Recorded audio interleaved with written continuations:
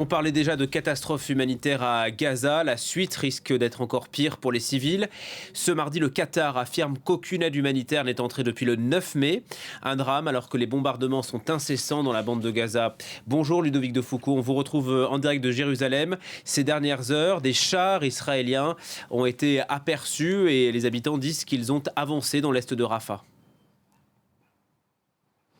Bonjour Julien, effectivement, les opérations se poursuivent dans la bande de Gaza, au nord, où l'armée intervient à Jabalia pour la deuxième fois, à Zeytoun pour la troisième fois. Le fait que l'armée intervienne à nouveau dans des zones qui visiblement n'ont pas été suffisamment sécurisées interroge ici en Israël. Et des sources militaires relayées par la presse n'hésitent pas à être de plus en plus critique vis-à-vis de la stratégie de Benjamin Netanyahou. Et puis, vous l'avez dit, les opérations se poursuivent également dans le sud de la bande de Gaza, à Rafah, où l'armée israélienne contrôle la partie est de la ville. Et des témoins, effectivement, disent que des blindés israéliens sont venus renforcer les positions militaires israéliennes dans l'est de la ville. L'armée israélienne dit que cette dernière journée, elle a procédé à des frappes sur une centaine de cibles et que des combats rapprochés ont lieu dans l'est de la ville, mais aussi près du terminal de Rafah, toujours fermé. La situation humanitaire est très préoccupante. L'ONU a indiqué que près de 450 000 personnes avaient évacué la ville, mais pour aller où? Les camps de réfugiés sont saturés, la situation sanitaire y est déplorable. Il y a une toilette pour des centaines de personnes, il n'y a pas d'eau potable, il n'y a pas de traitement des eaux usées.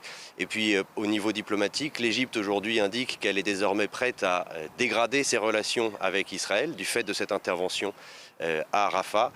Et le Qatar indique que le processus de négociation en vue de libérer des civils est au point mort depuis qu'Israël a décidé de cette intervention. Et puis enfin, dernière information importante de la journée, la Cour internationale de justice a annoncé la tenue de 2 audiences supplémentaires ce jeudi et ce vendredi, toujours saisies par l'Afrique du Sud pour décider de mesures conservatoires exceptionnelles en vue du contexte de la guerre et en particulier de cette intervention à Rafah. Rappelons les objectifs des Israéliens dans la bande de Gaza et sur Rafah notamment. Ils veulent éliminer les combattants du Hamas, libérer les otages qui seraient encore 132. Et c'est vrai que leur sort, Ludovic, est un déchirement pour la société israélienne qui célèbre aujourd'hui les 76 ans de sa création. Oui, absolument. Cette fête nationale est placée sous le signe du deuil, du souvenir toujours très vivace et douloureux des massacres du 7 octobre et de l'incertitude quant au sort des otages. Alors il y a eu des cérémonies sans public, il n'y a pas de feu d'artifice, les interventions, les déplacements du Premier ministre ont parfois été annulés, simplement remplacés par des messages vidéo.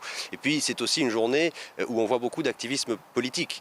Le ministre de l'Éducation, le discours du ministre de l'Éducation a été chahuté, des gens ont crié honte ou signé l'accord à propos de la négociation de la libération des otages. Dans le nord du pays, des Israéliens ont bloqué une autoroute parce qu'ils exigent de pouvoir revenir dans les régions où ils habitaient dans le nord du pays et dont ils ont été évacués à cause de la menace que représente le Hezbollah. Et puis il y a aussi cette marche à laquelle des ministres d'extrême droite, membres de ce gouvernement de Benjamin Netanyahou ont participé, une marche qui a rassemblé des milliers de personnes et qui exigent, eux, de réoccuper la bande de Gaza et d'y réimplanter des colonies. Donc c'est une journée marquée par le deuil, mais aussi une journée lors de laquelle Israël montre au monde les divisions politiques qui divisent sa société.